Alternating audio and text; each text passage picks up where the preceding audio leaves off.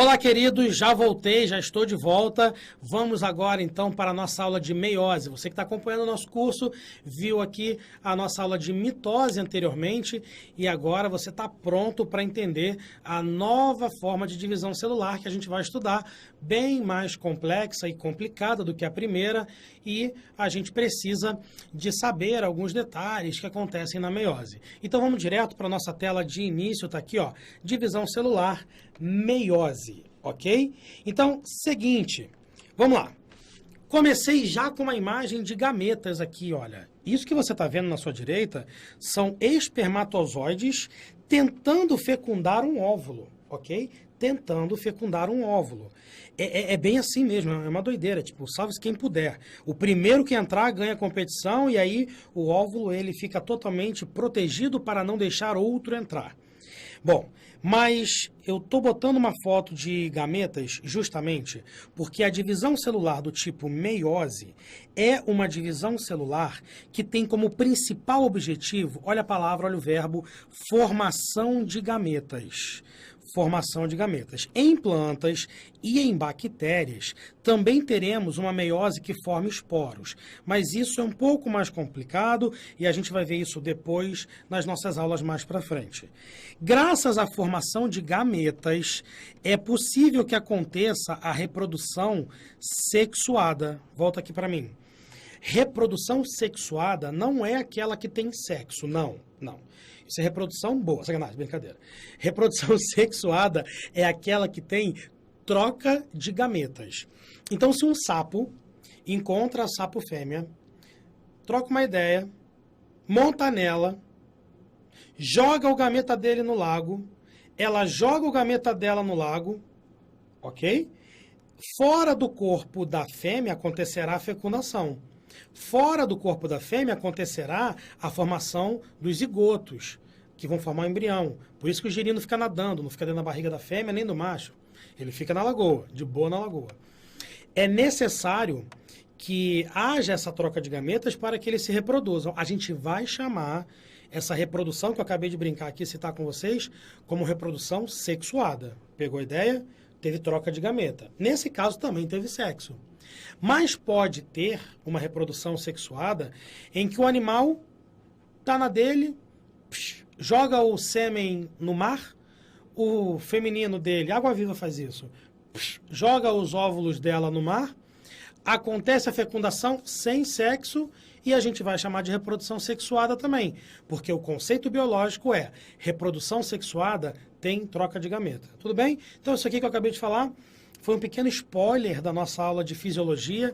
Nosso bloco de fisiologia daqui a pouquinho está chegando. Então, é importante vocês já ir começando a se preparar com alguns conceitos, por isso que eu estou dando alguns spoilers para vocês. Formação de gameta é dada através de meiose. Você, homem que está me assistindo, no seu testículo, você tem células germinativas chamadas de espermatogônias, ok? Você, mulher, dentro do seu ovário, você teve células chamadas ovogônias, que se desenvolveram e agora são ovócitos.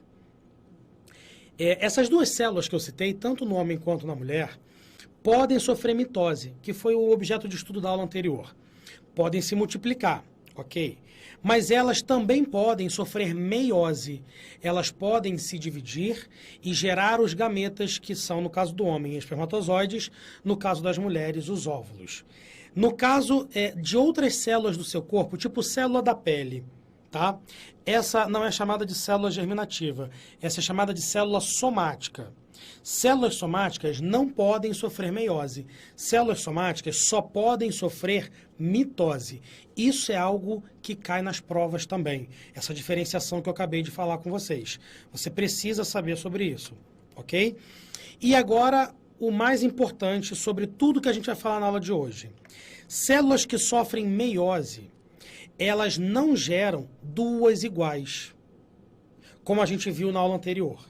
Na aula anterior que eu falei de mitose, eu falei que uma célula se dividia e gerava duas iguais. Ok, você entendeu isso. Agora é diferente. Uma célula até gera duas. Mas essas duas que vão ser formadas, elas têm uma quantidade de material genético menor do que a primeira que a gente viu. uma quantidade de cromossomos menor. E depois, imediatamente depois, que tem essa primeira divisão, já emenda numa segunda divisão, e cada uma das duas formam 4. Quer ver? Vem aqui no slide rapidinho comigo, olha só. É mais ou menos assim, ó. Uma célula germinativa. Deixa eu botar um 3Dzinho nela aqui para ficar bonito. Ah, agora ficou bacana, hein? Uma célula germinativa, ela sofrerá uma divisão, formando duas. Vamos jogar um 3Dzinho de novo? Opa, ih, ficou uma cagada isso aqui, meu Deus. Ih, que beleza. Então, vai formar duas células germinativas. Parece até um bife essa daqui. Ok? Duas germinativas. Logo depois, na sequência, a gente vai ter essas duas se dividindo de novo. Cara, isso tudo dentro do testículo do cara. Tudo dentro do ovário da mulher. E aí a gente tem, no final da meiose, olha só o caso. Olha o caso aqui como é que é diferente. Uma célula gerando 4 células no final. Volta para mim. Nos homens isso é altamente entendível. Uma célula germinativa gera 4 que vão virar os espermatozoides. Vamos botar uns números reais aí para ficar legal? 50 milhões de células germinativas vão gerar quantos espermatozoides? Agora eu me compliquei. Dei um exemplo que eu vou ter que fazer conta. 50, 5 vezes 4, 20. Pronto. 20 milhões de espermatozoides. Porque eu multipliquei por 4. É mais ou menos assim que acontece. Na mulher, isso é um pouco diferente. A gente vai ver isso melhor na nossa aula de fisiologia do sistema reprodutor. Mas eu posso dar um spoiler aqui também. Na mulher, a meiose ela é desigual. Na hora que ela divide, ela até forma 4 células. Só que dessas 4, só uma é que é viável. As outras não se desenvolvem, não crescem, não conseguem servir para gerar um óvulo. Então, você, mulher, se tiver 50 milhões de ovogônias, ao terminar o processo de meiose, terá 50 milhões de óvulos. Faz sentido evolutivo também. Se você, mulher, tivesse uma grande oferta de óvulos para serem fecundados, você poderia ter gravidez, várias gravidezes. Isso vai no plural? Fiquei na dúvida agora. Gravidezes? Enfim, vou perguntar para a professora de português depois. Você vai ter vários processos de gravidez em que terá gêmeos, e muitos gêmeos. E isso pode confundir estou eu, pode atrapalhar o seu desenvolvimento. Imagina óctuplos, né? Tipo aquela menina do Simpson, o Apu e a esposa dele. Então, não é interessante para a espécie humana ter tantos filhos assim. Não cabe dentro da barriga de uma mulher uma grande quantidade de gêmeos desse jeito. Então, acaba sendo uma estratégia evolutiva que apareceu e foi consolidada com a seleção natural ao longo do tempo. Tudo bem? Então, chega de spoiler de outras matérias e vamos voltar para mitose mesmo. Beleza? Vamos lá. Slide. Passando aqui para o próximo slide, a gente tem a explicação do que é a ploidia de uma célula. Parte essa que eu comentei na aula de mitose com vocês. Mas a gente aqui vai ver um pouco melhor. O indivíduo que é diploide, eu comentei com vocês na aula de mitose, que é aquele que tem 2 cromossomos de cada tipo no seu material genético. Olha para esse ou essa imagem que está aqui. Vamos pegar aqui os exemplos. Esse cromossomo, ele é vermelho, é grande e tem o centrômero dele bem no meio, tudo bem? Vamos procurar um outro cromossomo que seja grande e tenha um centrômero no meio? Olha aqui, achei ele. Ele é grande e tem um centrômero no meio. Nesse exemplo que está no slide, o esquema de cores mostra cores diferentes. É um pouco diferente do exemplo que eu dei na aula de mitose. Não tem problema. O que eu quero que você saiba é que esse cromossomo, ele é homólogo a esse daqui. Ou seja, ele é do mesmo tipo. Homólogo significa que tem os mesmos genes. Deixa eu botar entre parênteses aqui para você. Ó, tem os mesmos genes na sua composição. Pode voltar aqui para mim. Significa que Se nós temos o material genético, ou melhor, o gene da cor do olho, ou o gene do tipo de cabelo, num cromossomo, numa posição, num loco gênico, no outro cromossomo terá que estar no mesmo local. E isso é uma característica genética, isso é uma importante informação que nós deveremos ter para essa aula de agora, já que haverá muitos processos com cromossomos homólogos. Então, aqui nesse desenho, se está com cor diferente, na verdade essas cores estão querendo indicar para a gente que um veio do pai e outro veio da mãe. Quer ver? Olha aqui no slide. Significa que todos os azuizinhos, por exemplo, tenham vindo, digamos que da mãe. Porque aqui na minha aula, sim, menina pode usar vermelho, quer dizer, azul, e menino pode usar vermelho. Então, vamos supor que todos esses três aqui, nós tenhamos exatamente sendo originados da mãe, desse jeito aqui. E todos os vermelhinhos, aqui, olha, nós temos sendo originados, deixa eu marcar de vermelho, originados do pai do indivíduo, tudo bem?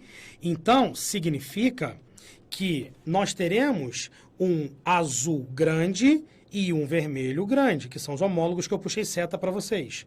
Nós teremos um vermelho mediano e um vermelho e um azul mediano, que seriam esses que eu estou botando o centrômero aqui para você agora. Assim como um vermelho pequeno e um azul pequeno. Então, volta para mim. Quando eu digo lá, novamente, repito isso, que você, ser humano, tem 46 cromossomos, significa que você tem 23 que veio do seu pai e 23 que veio da sua mãe. Vale a pena eu bater nisso, porque isso cai bastante também nas suas provas no certame que você vai fazer. Seguinte, então, nós vamos usar o termo 2N para representar o indivíduo quando é diploide. E vamos usar o termo N para representar o indivíduo quando é haploide, sendo que N é o número de tipos de cromossomos. O ser humano, olha aqui no slide comigo, ele é 2N igual a 46.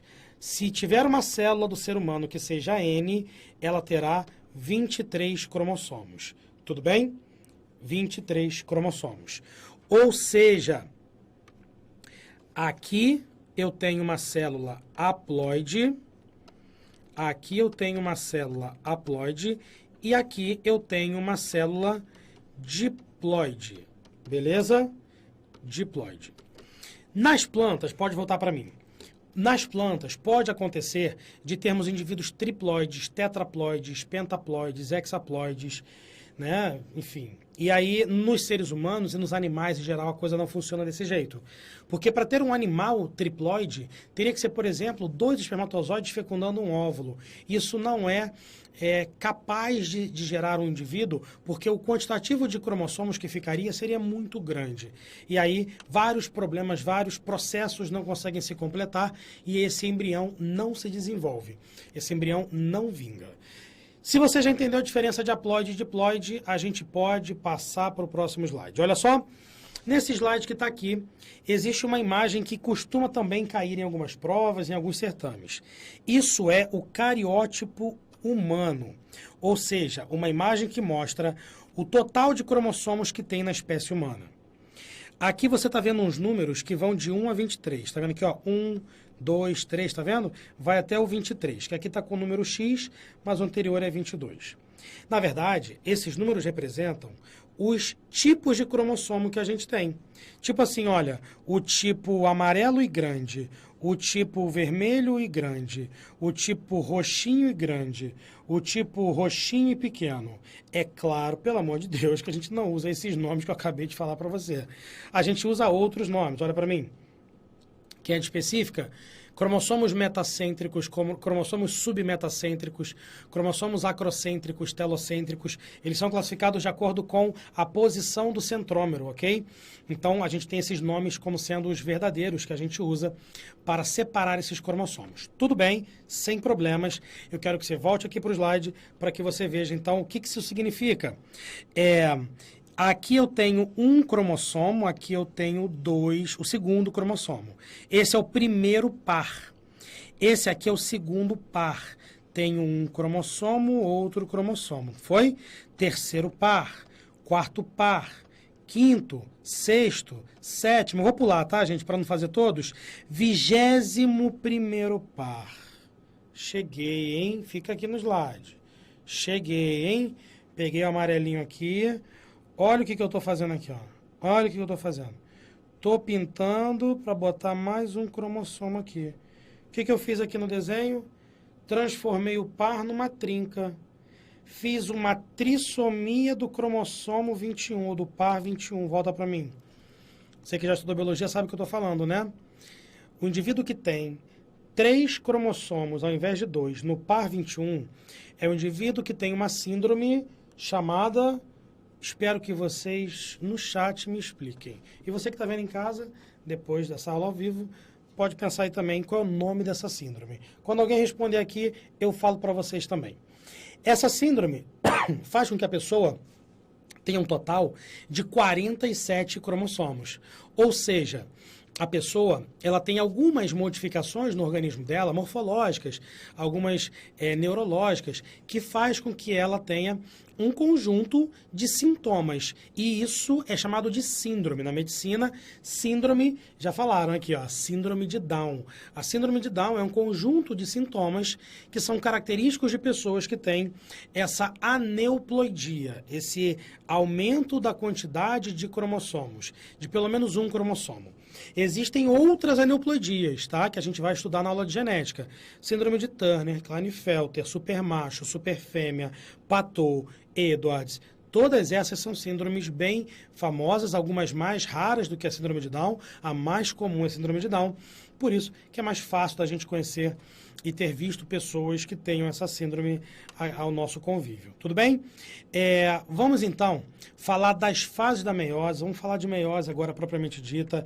O que acontece em cada uma para que fique bem fácil e a gente vá para a parte final da nossa aula. Ok? Vamos lá para o slide. A gente tem aqui a divisão da meiose separada em duas. Eu mostrei para você no desenho ali, né, que são duas divisões subsequentes. A primeira divisão, a gente chama ela de reducional. A primeira divisão meiótica, a gente vai chamar ela de reducional. Justamente porque acontece a redução do número de cromossomos. A redução do número de cromossomos. Logo na primeira divisão, a gente já tem células que eram 2N, formando células que são N.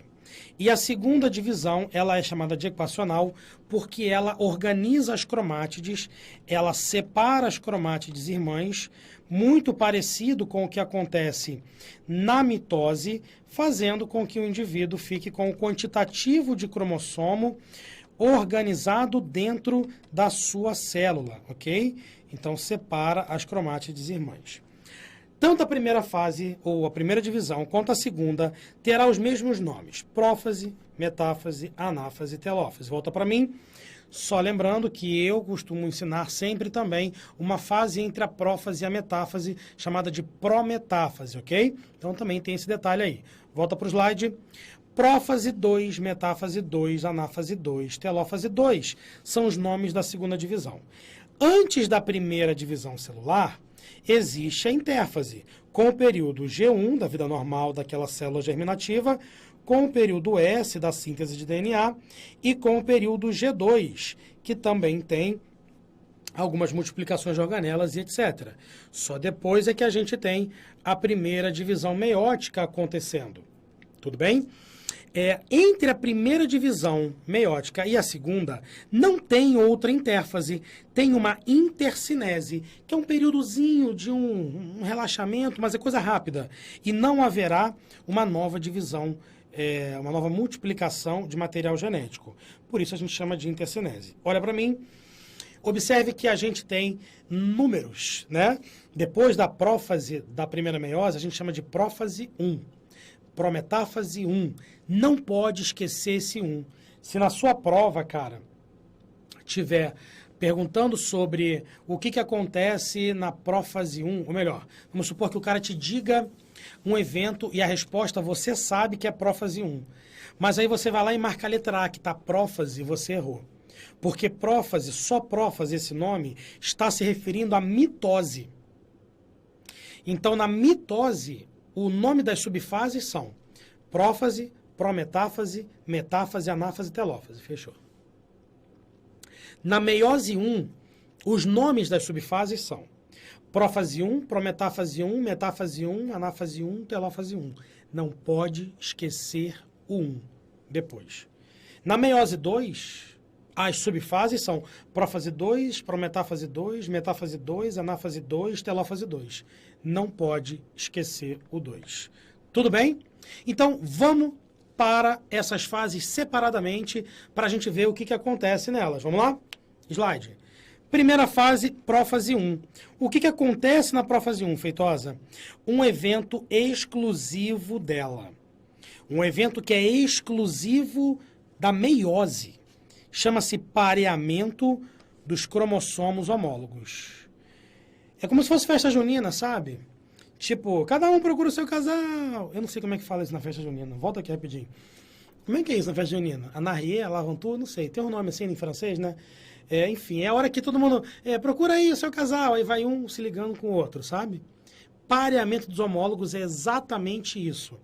O grandão com centrômero no meio, que veio do pai, vai se parear com o grandão com centrômero no meio, que veio da mãe. Vai ficar juntinho. Não vai colar muito, não. Vai ficar junto. E aí a gente forma uma estrutura chamada de tétrade. Tétrade. Quer ver no slide? Olha aqui. Aqui a gente tem a tétrade. Deixa eu marcar para você de preto. Aqui a gente tem a tétrade, ó. Cromossomo vermelho, grande. Eu vou até fazer antes aqui, gente, ó, rapidinho. Aqui já tem tétrade, aqui, ó. Aqui já tem tétrade, olha que legal. Cromossomo vermelho grande, com o azul grande, o centrômero bem no meio. Tá vendo aí? Ó que legal. Ó o pequenininho aqui, ó. Ó o pequenininho aqui, ó. Ah, tá namorando também. Ó o médio aqui, ó. O mediano tá ali também, ó. Tá todo mundo pareado. Isso tudo acontece na prófase 1. Outros eventos também acontecerão importantes. Formaremos o fuso acromático, formaremos as fibras do fuso, aqui, ó, essas que eu estou marcando de pretinho aqui. Iniciaremos a degradação da carioteca. Isso são coisas importantes no início da divisão celular também. Mas, de fato, o que mais chama atenção, o que mais cai nas provas, é o pareamento dos homólogos. Sabe por quê?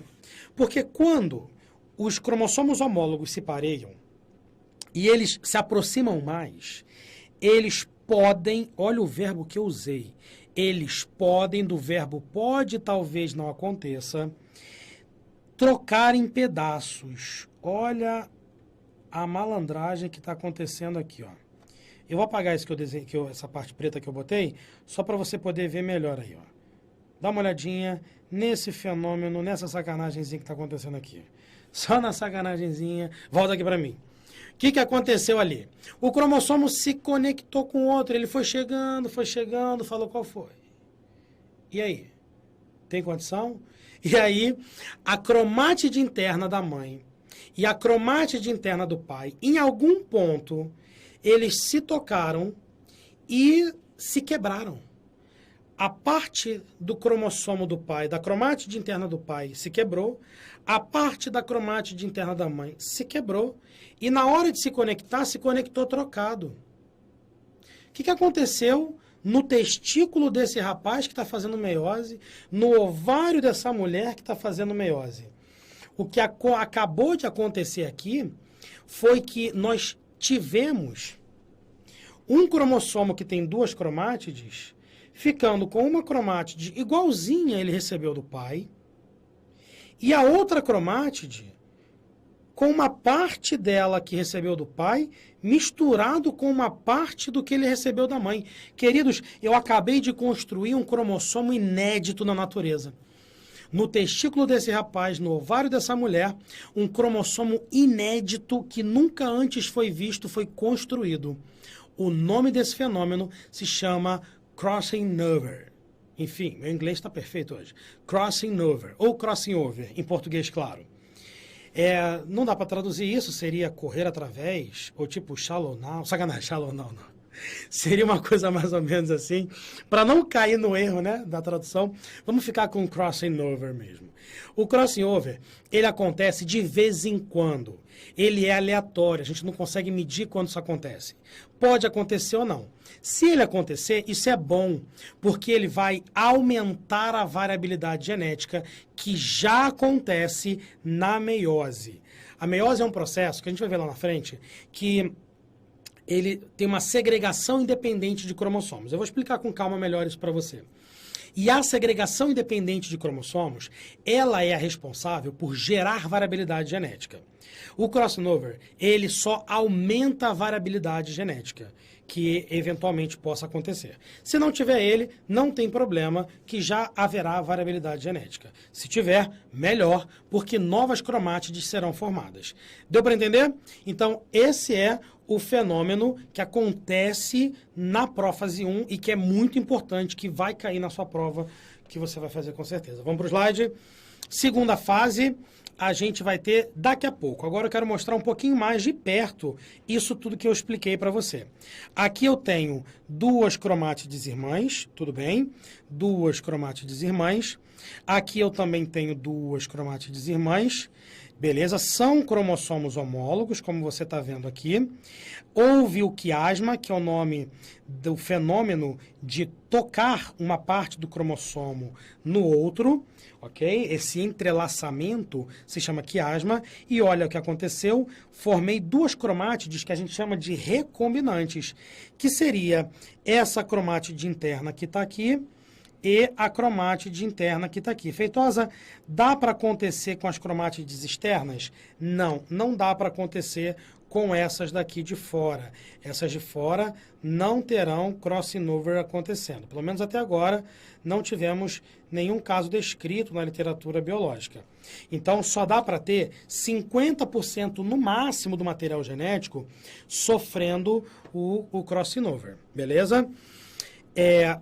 O nome desse processo também pode ser encontrado nas suas provas como permutação, tá bom? Então fica de olho nesse nome que também pode aparecer. Pode voltar aqui rapidinho para mim? Quem é de específica deve estar ligado que na prófase 1 existem subfases. Caraca, é subfase da subfase, né? Enfim, elas são chamadas de leptóteno, zigóteno, paquíteno, diplóteno e diacinese. O crossing over, ele acontece na terceira, que é o paquíteno, beleza? E ele, na verdade, ele acontece na segunda, mas é visto na terceira, que é o paquíteno, né? Na primeira os cromossomos se aproximam, na segunda faz o quiasma, e aí acontece o crossing over, que é visto no paquíteno, que é a terceira fase. No diplóteno o quiasma é desfeito e na diacinese eles são afastados. Mas isso é para provas específicas que vão perguntar detalhes bem específicos sobre esse processo, tá bom? Mas no paquíteno, sim, é quando acontece esse processo. Depois que a prófase 1 acaba, a gente tem a prometáfase 1, que vai terminar a carioteca, vai diluir toda a carioteca. Vamos ter os cromossomos se espiralizando completamente, se ligando nas fibras do fuso, e aí a gente chega nessa fase que está no slide agora. Olha só. Essa fase é a metáfase 1. A metáfase 1 é uma fase em que os cromossomos estarão alinhados na placa equatorial, no meio da célula, parecido com a metáfase da mitose que a gente andou vendo. A diferença, olha só, é que aqui eles vão no ritmo de festa junina. Eles vão todos pareados, tá vendo? Cara, tem algum comando da festa junina? Eu vou ter que ir numa festa junina só para isso. Mentira, eu quero comer churrasquinho. Enfim, e eles vão ficar pareados um do lado do outro, no meio da célula. Volta para mim. Na mitose, que a gente viu uma coisa parecida com essa, eles ficavam em fila indiana, um cromossomo embaixo do outro, para que na anáfase, na hora que arrebentarem eles, a gente tenha a separação das cromátides irmãs. Aqui a coisa mudou. Já que eles estão pareados, um do lado do outro, olha para o slide e vê o que vai acontecer. Olha para o slide. O que vai acontecer nessa fase aqui. Ó, voltei e aqui. Olha só o que ele fez. Não teremos a separação das cromátides irmãs. Nós teremos a segregação independente desses homólogos. Nós teremos a separação dos cromossomos homólogos. Vamos entender isso com calma, devagar, tá? Olha só. No primeiro quadro, eu tenho o cromossomo azul de um lado, o grande, e o médio do mesmo lado. O vermelho grande do mesmo lado que o vermelho pequeno. Vamos supor então aí que aqui seja da mãe, o azul seja da mãe e o vermelho seja o que veio do pai do cara. Tudo bem? Isso está acontecendo dentro do testículo do cara, isso está acontecendo dentro do ovário da mulher. Se ficar desse jeito, na hora da meiose 1, eu vou separar esse azul para um lado e o vermelho para o outro. Assim como embaixo também teremos isso. O que vai formar? Vão formar duas células, cada uma com cromossomos especificamente de um progenitor. Aqui só cromossomo da mãe e aqui só cromossomo do pai. Mas pode acontecer de estar invertido, olha para cá. O azul está de um lado e aqui o azul está do outro. Na hora que separar, olha só, a gente vai ter uma mistura de cromossomos dos progenitores. E aí, o final desse processo, que eu vou explicar para vocês mais à frente, vai ser totalmente diferente. Volta para mim. Ao vivo, dentro do testículo de você, rapaz, que está me vendo, isso está acontecendo. Você vai ter algum espermatozoide que vai estar fazendo o que eu acabei de explicar do lado esquerdo da sua tela. E você vai ter outro espermatozoide que vai estar fazendo o que está do lado direito. Quem é que define isso? Deus? Não. Quer dizer, pode ser que seja, mas é aleatório. A gente não sabe o que define isso. O nome disso é segregação independente dos cromossomos. Você tem 46 cromossomos, são 23 pares. Você vai ter 23 pares alinhados. Posso fazer isso aqui? Dá problema no negócio aqui? Não? Então tá bom. Você vai ter 23 pares alinhados. Como é que vão ficar esses 23 pares? Pai, pai, pai, pai, pai, pai, pai, pai, pai, mãe, mãe, mãe, mãe, mãe, mãe, mãe? Pode ser. Pode ser pai, mãe, pai, mãe, pai, mãe e, respectivamente, do mesmo jeito do outro lado, mãe, pai, mãe. Pode ser. Pode ser pai, pai, pai, pai, aí os pareados homólogos, mãe, mãe, mãe, mãe, e depois mãe, mãe, mãe, mãe, pai, pai, pai, pai. Pode ser também, cara, é uma infinidade de possibilidades. Poderia até ser uma questão de matemática no Enem. Né? São 46 cromossomos que podem ser arranjados de formas trocadas. Calcule a probabilidade de... Nossa, que loucura, meu Deus, imagina se isso cai no Enem. Ia ser o caos, né? Bom, o que acontece... Estou vendo aqui as perguntas de vocês, tá? O que acontece é que isso é o que gera variabilidade, cara. Vamos voltar para o rapaz que eu falei do testículo? No testículo dele, aquele espermatozoide que está sendo formado, só para deixar claro, eu estou usando o homem como exemplo, porque no homem são 4 células que se formam a partir de cada uma, né? Na mulher tem aquela característica diferente que eu falei, que só uma gera uma, mas tudo bem. Nos 4 espermatozoides que serão formados, podemos ter variações de cromossomos. Então, os gametas, tanto femininos quanto masculinos, eles não são iguais. Cara, deixa eu ver se eu tenho tempo de fazer isso. Tenho. Eu fiz uma pergunta para o meu professor da faculdade que foi sensacional. Modesto eu, né? Enfim. Mas é que gerou uma discussão legal e foi bacana, eu curti. Eu perguntei para ele, professor, vamos supor que um casal tenha um filho. Beleza? Numa noite de junho, frio, tomaram vinho, sacanagem. E aí eles foram lá e tiveram um filho. A minha pergunta foi, pode ser que daqui a 5 anos, quando essa criança já estiver correndo, brincando pela casa, eles, numa noite de junho, tomam um vinho, e aí eles tenham um outro filho. E esse filho, olha o que eu pensei, e esse filho, o segundo, seja gêmeo do primeiro, tantã, joga aí o filtro do Instagram. O que vocês acham? Responde aqui pra mim quem está ao vivo. Meu professor olhou pra mim com aquela cara de... Que moleque chato, sacanagem. Com aquela cara de que, pô, boa pergunta. E ele falou, pode. Pode. A resposta é sim. Pode ter um gêmeo 5 anos depois, pode. Pode. É só o vinho ser o mesmo. Sacanagem, o vinho não.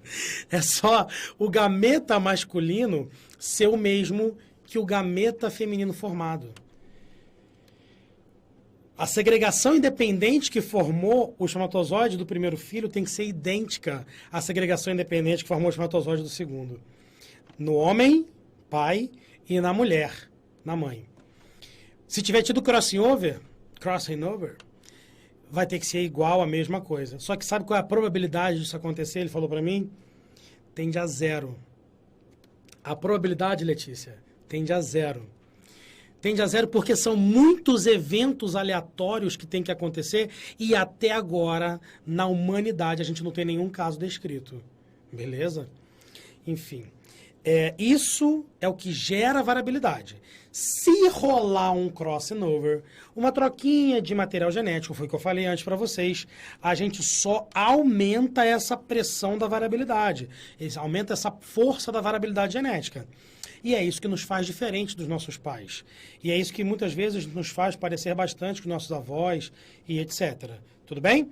Vamos finalizar então a meiose 1, olhando para o slide. E aí a gente tem aqui a anáfase 1.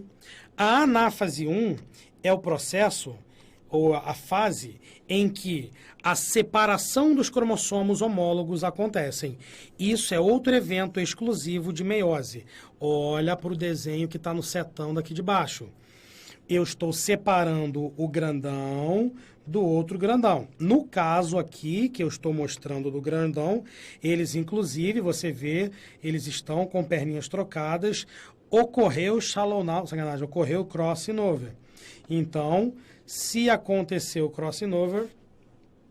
Eu gostei desse negócio de shallow now, sabia? Porque é juntos agora, né, que ela traduziu, e aí aqui não estão mais shallow now. Quando separa os cromossomos homólogos, eles estão separados. Muito bom, muito bom. Então, aqui ó, também separei cromossomos homólogos e aqui também separei cromossomos homólogos. Tudo bem? Então, continua no slide comigo, que depois tem a telófase 1. Na telófase 1, nós teremos o reaparecimento da carioteca.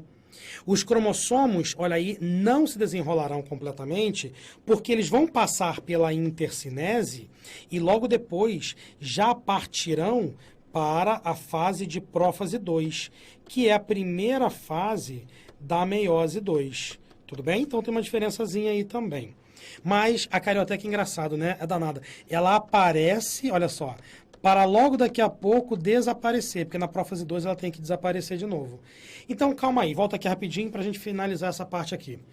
Se teve separação de cromossomos homólogos, eu puxei um grande para um lado, outro grande para o outro. Opa! A célula da esquerda e a célula da direita só terá um cromossomo do tipo grande aqui e um cromossomo do tipo grande aqui. Não terá mais 2 cromossomos de cada tipo. Então, quando acaba a meiose 1, você vai ter 23 cromossomos duplicados de um lado, você ser humano, 23 cromossomos duplicados na outra célula, e cada um de um tipo. Se é cada um de um tipo, vai lembrando do conceito. Essas células novas formadas, elas são haploides. Por isso, a gente chamou a meiose 1 de meiose reducional. Pegou a ideia agora? O que vai acontecer na meiose 2 vai ser exatamente aquilo que aconteceu na mitose da aula passada. E nós teremos a separação das cromátides irmãs. Vamos ver? Olha para cá.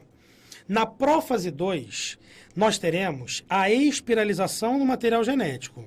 Aqui está a célula, uma célula, tá? Aqui está outra célula que acabou de vir da meiose 1. Nós teremos a espiralização do material genético que está aqui no núcleo. Teremos a degradação da carioteca.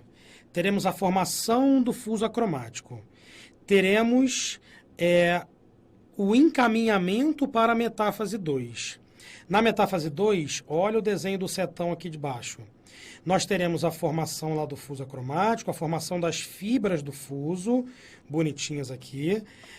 Os cromossomos estarão presos na fibra do fuso e todos eles na placa equatorial no meio da célula. Tudo bem? Deixa eu apagar aqui, ficou muita coisa, fica poluído. Estarão no meio da célula. Observe que eles estão agora alinhados como se fosse uma fila indiana, tá vendo? Um atrás do outro.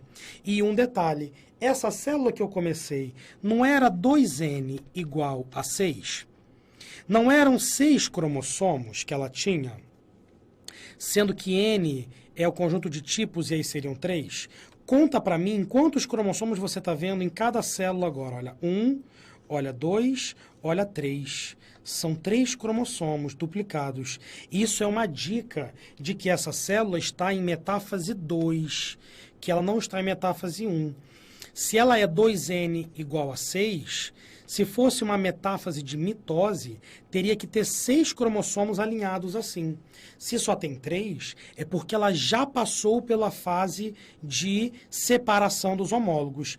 Outra dica para a sua prova é só você ver o tipo, cara. Olha esse tipo de cromossomo que está aqui. Ele é grande, esse é médio, esse é pequeno, são 3 tipos diferentes. Então, já teve a meiose 1. Isso é uma célula que tem um cromossomo de cada tipo, é uma célula haploide, essa também. Depois, a gente vai ter a separação das cromátides irmãs. E aí, a gente olha para o setão daqui de baixo, a gente tem, olha lá, as cromátides sendo separadas perfeitamente. Volta para mim. Se tem 2 células, como você viu, separando cromátides, nós formaremos 4 células no final. Esse desenho que você está vendo é uma célula animal. Então, a citocinese dela vai ser centrípeta, aquela que vai de fora para dentro. Então, dá uma olhadinha aqui para mim, nesse último slide, e veja você que acontecerá uma citocinese separando as 2 células e conta comigo quantas células a gente teve na formação final. 4 células, e exatamente o que eu havia comentado com você durante o início da nossa aula. O reaparecimento da carioteca será observado, os cromossomos voltam a se desenrolar. Pode voltar para mim? Então, agora, você tem 4 células formadas e o resultado dessa meiose são 4 células com cromossomos simples, ok? Porque houve a separação da cromátide irmã e, necessariamente, com metade da informação genética. Perfeito. O gameta, o espermatozoide, ele tem 23 cromossomos. O óvulo tem 23 cromossomos. Desse jeito, dá para os 2 se fecundarem e formarem uma criança com 46 cromossomos. Se a meiose não acontecesse, não teríamos a possibilidade da manutenção do número de cromossomos que temos na espécie. Tudo bem? Queridos, foi muito bom estar com vocês. Nós voltaremos depois. Até a próxima e tchau.